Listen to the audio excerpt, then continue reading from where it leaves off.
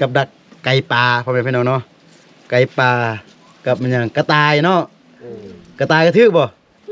กระต่ายแล้วก็มันยังเงินทึกหมดถึกหมดโอ้เงินนกไก่ปลาโอ้โถบ่ธรรมดาเด้พ่อแม่พี่น้องเนาะนี่อันนี้เนี่ยภาษาลาวเอิ้นว่ามันยังพ่อนี่มันนี่แฮวกองแฮวกองภาษากะมูเอิ้นว่ายอกเนาะแม่น เอาบ่ เอาบ่ อันนี้เพิ่นว่าเป็นมุ้ยเนาะควานทางไฮปั๊มกุกไม้ใหญ่ปึ้งปึ้งปึ้งก็บ่ธรรมดาพ่อแม่พี่น้องเอ้ยเนาะนี่คืออันแมงม่าเห็นอันนางแก้วน้ำม่านมันขี้หลายสุดตัวลองเบิ่งคุณได้ลองใส่เบิ่งคุณได้ลองใส่แง่แง่แง่แง่โอ้ยจะบ้าหรือไม่ใช่ควายเขาใส่งัว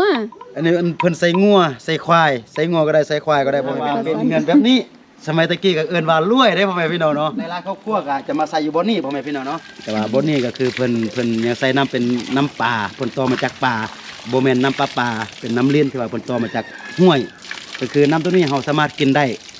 เพราะว่าห้วยที่ว่าเพิ่นไปต่อก็คือเพิ่นจะสงวนไว้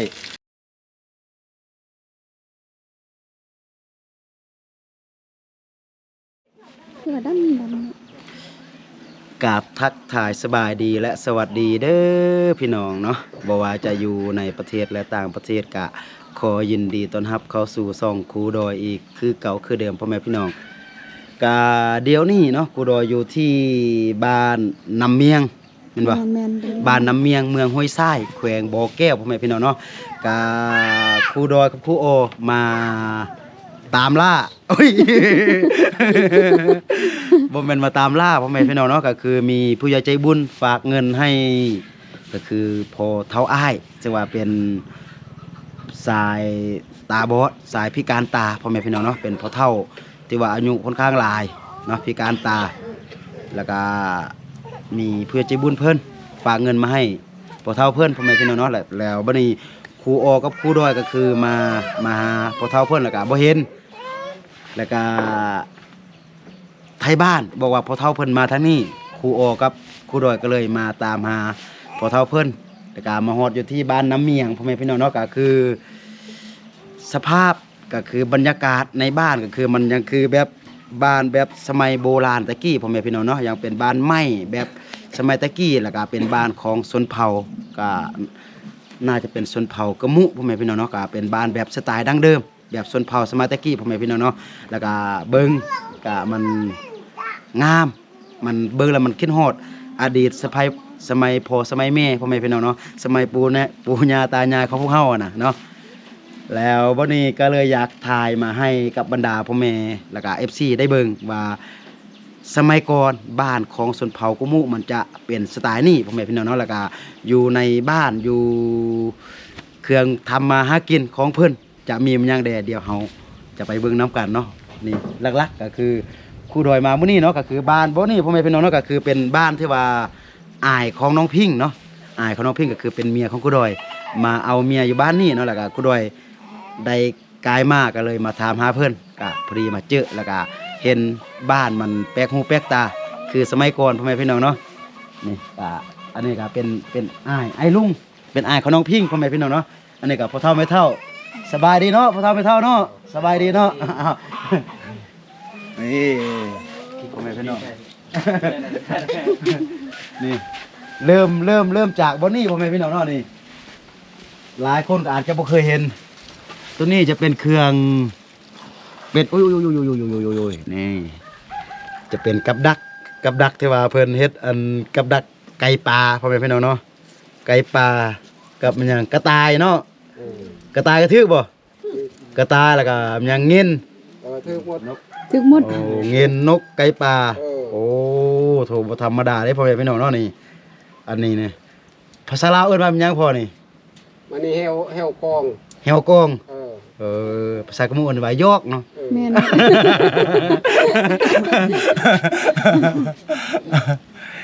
โอ้บ่แม่พี่น้องเนาะแบบเครื่องเพิ่นเฮ็ด แบบอู้โอ้ยอันนี้ตก เอาออกบ่ได้ โอ้นี่อันนี้แม่นหน้ายิงยังพอนี่ หน้ายิงนก ญายิงนกวะ ไปทานนก โอ้นี่พ่อแม่พี่น้องเนาะขอโทษขออภัยเด้อบ่ดื้อหน่อยหนึงเฮ้ยนี่เป็นลูกมันพ่อแม่พี่น้องเนาะเอ้าอันลั่นมันบ่มีพ่อแม่พี่น้อง ใส่ย่าง บ่ใส่ยางเนาะนี่ว้าโธ่นกมาถือว่าบ่เลือแล้วเนาะพอจังนี้เนาะจับเลยแหละเนาะ โอ้บ่ธรรมดาได้ครูออดิ เขาห้ามบ่ให้เอาปืนยิงหรือเอาหน้าเนี่ยว่ายิงเนาะโอ้ ธรรมศาสตร์เป็น เครื่อง ธรรมศาสตร์ เครื่องล่าสัตว์พ่อแม่พี่น้องเอ้ยเนาะนี่อันนี้มันกับดักป่าเพิ่นใส่ป่า พัน ป่าพันธุ์พ่อแม่พี่น้องนี่โอ้มีลายชุดเครื่องทำมาหากินของเพิ่นพ่อแม่พี่น้องเนาะ แบบดั้งเดิมเนาะ แม่นแบบดั้งเดิมพ่อแม่พี่น้องเนาะนี่ครูอ๋ออันนี้ตัวว่าเขาเฮ็ดหยังนี่ เอาใส่ผ้า เออ ดำผ้าแน่บ่ถึก เพิ่นไปตัดแล้วก็เพิ่นจะมาเขาเอิ้นว่ามันหยังนี่ปรุ เอ้ยแม่นย่าง มาย่างเนาะ ย่าง ย่าง มาย่างไฟเพิ่นว่ามาค้างไฟเอามาค้างไฟแล้วแบบว่าป้าให้มันโดนแล้วก็ให้มันเกให้มันดำแล้วเพิ่นมาเฮ็ดดามผ้ามันสิบ่แตกพ่อแม่พี่น้องเนาะนี่เพิ่นตัดมาใหม่อันนี้นะโอ้โธ่อย่างเป็นการใช้ชีวิตแบบดั้งเดิมพ่อแม่พี่น้องเนาะ หันใส่ปลาหันใส่ปลา โอ้อันนี้เป็นคลองที่อันนี้มันคลองพ่อแม่พี่น้องเนาะนี่อันนี้เป็นการประทามน้ำ รับน้ำ โถมีลายเติบเนาะเฉพาะอยู่บนนี้ มีบอนแตงกิน นี่มันบอลแตงกินพ่อแม่พี่น้องเนาะนี่ยอดวายได้มาจากในป่าสดๆอ่อนๆให้ลุงไปเอาพ่อแม่พี่น้องเนาะเดี๋ยว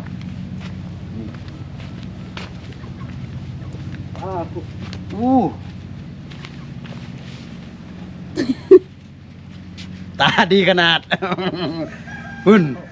เอาบ่ เอาบ่ อันนี้เพิ่นอันดาเป็นมุ้ยเนาะ ว่าน ควา ควาน นโอ้อันนี้โอ้นี่อันนี้เป็นอันไม้นั่นได้ครูอ๋อนี่นะเป็นไม้บง ไม่พง ไม้บงเพิ่นเอาตัวบนตาบนนั้นมันเป็นอันนั้นมัน ดั้งเดิมเนาะเขาเฮ็ด แบบอันนี้เพิ่นเอาไปทางให้แม่นบ่เออทางให้ปั๊มกุกไม้ใหญ่ปึ้ง อ่า ปึ้งปึ้งก็โถบ่ธรรมดาพ่อแม่พี่น้องเอ้ยเนาะนี่โอ้คืออันแมงม่า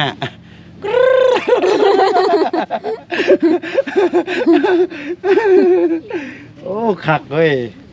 เห็นอันนางแก้วน้ำมานมันขี่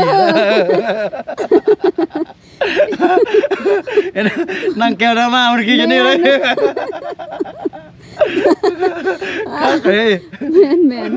โอ้คักขนาดพ่อแม่พี่น้องเอ้ย เนาะ เนาะ เฮือนเดือนดาวยัง โอ้ เป็นสมัยแบบ โถ บ้านเฮือนครูอ๋ออยู่สมัยตะกี้ เป็นเงินยังเป็นแบบดั้งเดิมสมัยตะกี้แหละพ่อแม่พี่น้องเนาะนี่นะมุงด้วย ยาคา บ่แม่นยาคานี่แม่นยาโก ยาโก นั่นแหละมาก มะ คือ โค กินแม่นมะโค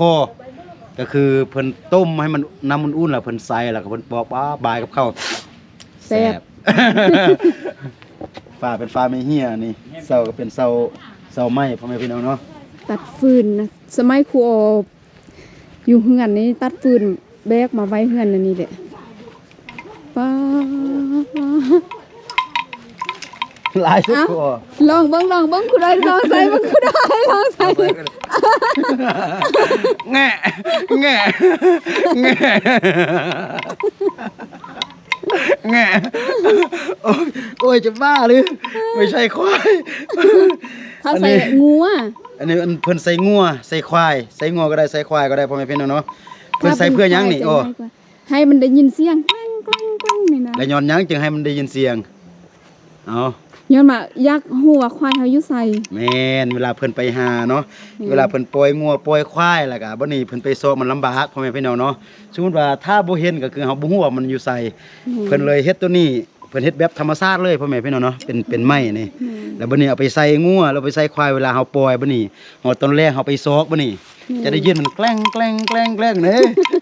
นี่เขาได้ยินเสียงแบบนี้เฮาก็ฮู้แล้วว่างัวเฮาอยู่หั่นนี่ เอาครูดอยลองใส่แล้วไปอยู่พุ่นเพื่อครูออยจะไปซ้อม บ้าเลย ความคิดเพิ่นบ่ธรรมดาพ่อแม่พี่น้องเนาะ ดังเดิมดังเดิม ดังเดิม นี่ทางล่างก็มีส่วน ก็คือสมัยตะ คิด กี้ ฮอดคุณยาย ถ้าหาก อยู่ ว่า เฮือนแบบนี้ ใครมีเงินแบบนี้ก็คือปานกลาง สมัยตะกี้ถ้าใครมีเงินแบบนี้ก็คือปานกลางก็คือ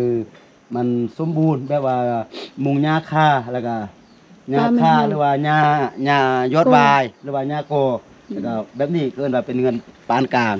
แต่ว่าถ้าหากว่าเป็นเงินแบบนี้ผมแม่พี่น้องเนาะนี่มาทางนี้ครูโอมื้อนี้นี่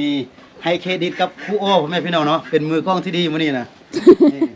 ฝากติดตามช่องของครูอรดาสาวบ่อแก้วเลยเด้อ ถ้าว่าเป็นเงินแบบนี้ สมัยตะกี้ก็เอิ้นว่ารวยได้พ่อแม่พี่น้องเนาะเพราะว่าเป็นไม้ เสานี่บางคนนี่เป็นไม้ดูพ่อแม่พี่น้องเนาะเป็นไม้ที่ว่าดีนี่เป็นเงินแป้นเป็นเงินไม้แล้วก็มุงด้วยกระเบื้องก็คือ ถ้าเป็นสมัยตะกี้ก็คือ เอิ้นว่าเป็นเงินคนรวย อืม แต่ว่าสมัยเดี๋ยวนี้มันบ่แม่นก็เป็นเงินแบบดั้งเดิม บางคนก็มักอยู่เงินแบบนี้พ่อแม่พี่น้องเนาะก็คือแถวนี้ก็คือเงินแบบนี้ยังมีหลายพ่อแม่พี่น้องเนาะนี่หลังนี้ก็คือกันนี่แบบถ้าหากว่าเฮาเบิ่งเป็นเงินแบบสมัยตะกี้ก็คือมันยังคือกันหมดพ่อแม่พี่น้องเนาะ เนี่ยตักนำวิธีตักนำบ่ อันนี้ก็เป็นเงินแบบสมัยตะกี้แบบดั้งเดิมแบบคนชนเผ่าของพวกเฮาพ่อแม่พี่น้องเนาะก็คือมักเงินสไตล์แบบนี้อันนี้ต่างแต่ว่ามันจะเฮ็ดหลังน้อยหลังใหญ่นี่หลังนั้นก็คือกัน เดี๋ยวเห็นบ่ความอันนี้เป็นเฮือนยูอันนี้เป็นเฮือนครัว มีเงินครัว แต่ว่าเฮ็ดให้มันสบาย เที่ยวไปเที่ยวมาเนาะนั่นแหละตัวนี้เป็นเงินนอนเป็นเงินครัวเงินไฟพ่อแม่พี่น้องเนาะแล้ววันนี้ให้สังเกตเบิ่งก็คือ แต่ละเฮือนมันจะมีตู้น้อยๆเอาไว้มาแบบ เวลา ครัวอยู่ หนาว ครัวกิน แบบถ้าบ่อยากครัวอยู่เฮือนก็มานั่งอยู่นี่ฮอดเวลายามหนาวก็มานั่งอยู่นี่ ฟิง บ ไฟ นนั่นบนพิงไฟนี่หลังนั้นก็คือกันนี่นี่ อืม หลังนี้ก็คือกันแบบมันลักษณะมันคล้ายๆคือกันหมดพ่อแม่พี่น้องเนาะ มีซาน เวลา ลายน้ เฉพาะบ้านนี่ก็คือมีน้ำลิ้นก็คือบ่ได้มีน้ำแบบต่อไปเป็นแบบจะได้ว่าจะได้แบบเงินไผเงินมัน ำ ก็คือลายครอบครัวก็จะมาใส่อยู่บนนี้พ่อแม่พี่น้องเนาะก็น่าจะต่อไว้เป็นระยะห่างแม่นบ่โอ้จะไว้เป็นชุดพ่อแม่พี่น้องเนาะนี่แล้วก็เพิ่นก็อาจจะแบบนี้เนาะมีตุกน้ำอันใดที่ว่ามันใส่น้ำได้ก็คือเอามาใส่หมดเนาะก็คือเป็นตุกน้ำสติงตุกน้ำดื่มตุกน้ำแม่ยางที่ว่าเพิ่นซื้อแล้วเพิ่นกินแล้วก็ยังตุกแล้วก็เพิ่นก็เอาปะแล้วก็มาตักน้ำแบบนี้ไปปะอยู่เฮือนพ่อแม่พี่น้องเนาะนี่เพราะว่ามันบ่ได้มีน้ำอยู่เฮือนก็คือ แต่ละหลังคาเฮือนคืออยู่บ้านผู้โดย แต่ว่าบนนี้ก็คือเพิ่นยังใส่น้ำเป็นน้ำป่าเพิ่นต่อมาจากป่าโบแมนน้ำปลาเป็นน้ำเลี้ยนที่ว่าเพิ่นต่อมาจากห้วย ก็คือน้ำตัวนี้เราสามารถกินได้ เพราะว่าห้วยที่ว่าเพิ่นไปต่อก็คือเพิ่นจะสงวนไว้ก็คือจะบ่ให้ฉีดยาจะบ่ให้แบบว่าเพิ่นอนุรักษ์เฉพาะห้วยที่ว่าเพิ่นกินน่ะนะนี่แล้วก็มาตักมาไปไว้อยู่เฮือนพ่อแม่พี่น้องเนาะ แห้ง ก็จะประมาณนี้พ่อแม่พี่น้องเนาะเดี๋ยวครูดอยจะถ่ายอ้อมหมู่บ้านให้กับบรรดาพ่อแม่พี่น้องได้เบิ่งเนาะพี่น้องจะได้กินข้าวซองเทื่อแล้วมื้อนี้นะเนาะเมื่อกี้ก็กินอยู่เฮือนครูโอเป็นที่เยียบห้อยเนาะก็มาเฮือนก็โอ้โธ่พ่อแม่ครูโอก็คือพ่อแม่ครูดอยนั่นแหละพ่อแม่พี่น้องเนาะหักแพงกันหมู่ครูพ่อแม่พี่น้องเอ้ยเนาะไปเฮือนครูโอกับพ่อแม่ก็โอ้ความฮักพ่อแม่พี่น้องเอ้ยมีหยังก็แตงครบแตงสู้กันกินเมื่อกี้ก็กินแกงปลาอยู่เฮือนครูโอพ่อแม่พี่น้องมาเดี๋ยวนี้ก็ไอ้ลุงพ่อแม่พี่น้องเนาะแต่เป็นน้องเด้แต่ว่าเอิ้นไอ้ลุงพ่อแม่พี่น้องเนาะเอิ้นตามเมียเพราะว่าเมียเป็นน้อง ๆได้แม่เด็กกันนี้แล้วมันมา ไอ้ลุงก็นี่แกงผักโอ้อาหารธรรมชาติพ่อแม่พี่น้องเนาะยอดหวายใส่เนื้อควายพ่อแม่พี่น้องเนาะ แล้วก็ผักบ้าน ผักหวาน ผักบ้านแม่น ตะวันตะวัน ขักสุดพ่อแม่พี่น้องเลยโอเค เดี๋ยวครูดอยจะได้กินข้าวกินน้ำไอ้ลุงน้อยนึงพ่อแม่พี่น้องเนาะแล้วก็จะได้ไปทายอ้อมหมู่บ้านให้กับบรรดาพ่อแม่พี่น้องได้เบิ่งเนาะการใช้ชีวิตแบบชนเผ่าอยู่ฝั่งสปปลาวพ่อแม่พี่น้องเนาะก็เป็นชนเผ่ากะมุพ่อแม่พี่น้องเนาะแม่น่ะ แม่น อ๋ออยู่ที่บ้านน้ำเมียงพ่อแม่พี่น้องเอ้ยเนาะตัวนี้ก็จะเป็นภาพบรรยากาศอยู่ภายในหมู่บ้านพ่อแม่พี่น้องเนาะ ก็ถ้าหากว่ามีฝนตกมันก็จะเปื้อนแดน้อยหนึงพ่อแม่พี่น้องเนาะเพราะว่ามันเป็นทางดินแดงทางเข้าบ้านก็น้อยๆพ่อแม่พี่น้องเนาะนี่ตามแต่ละหลังคาเรือน ภายในบ้านก็จะประมาณนี้แหละพ่อแม่พี่น้องเอ้ยเนาะสไตล์ของคนบ้านนอกพ่อแม่พี่น้องเอ้ยเนาะ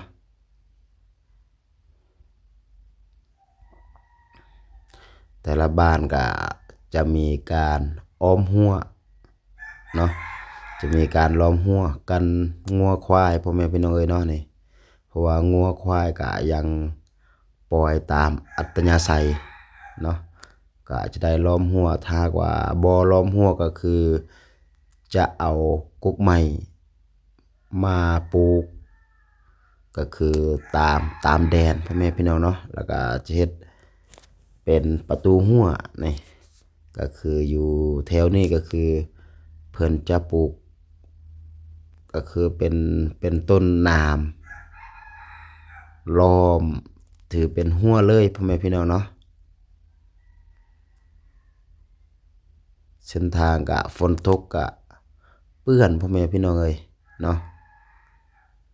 จะมีน้ำขังเป็นบอนลักษณะบ้านกะคล้ายๆคือกันพ่อแม่พี่น้องเนาะส่วนหลายกะยังเป็นบ้านแบบดั้งเดิมคือสมัยแตะกี้ของชนเผ่ากะมุพ่อแม่พี่น้องเอ้ยเนาะ โอเคพ่อแม่พี่น้องเนาะก็ตัวนี้ก็เป็นวิธีการใช้ชีวิตแบบดั้งเดิมอยู่ที่บ้านน้ำเมียงพ่อแม่พี่น้องเนาะซึ่งว่าเป็นบ้านของชนเผ่ากะมุพ่อแม่พี่น้องเนาะก็ยังมี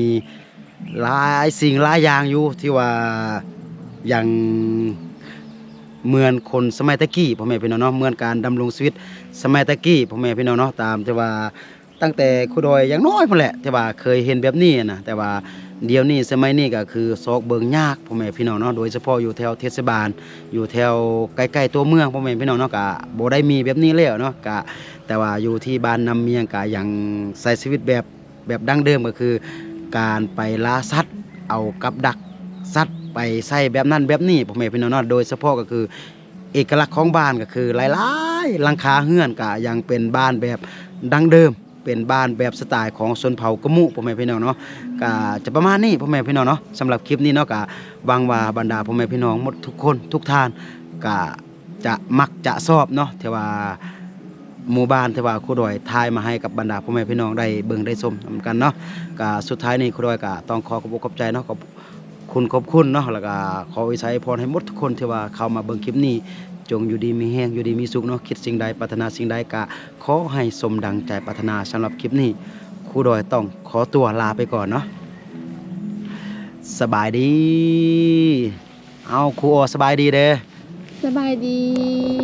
โอเค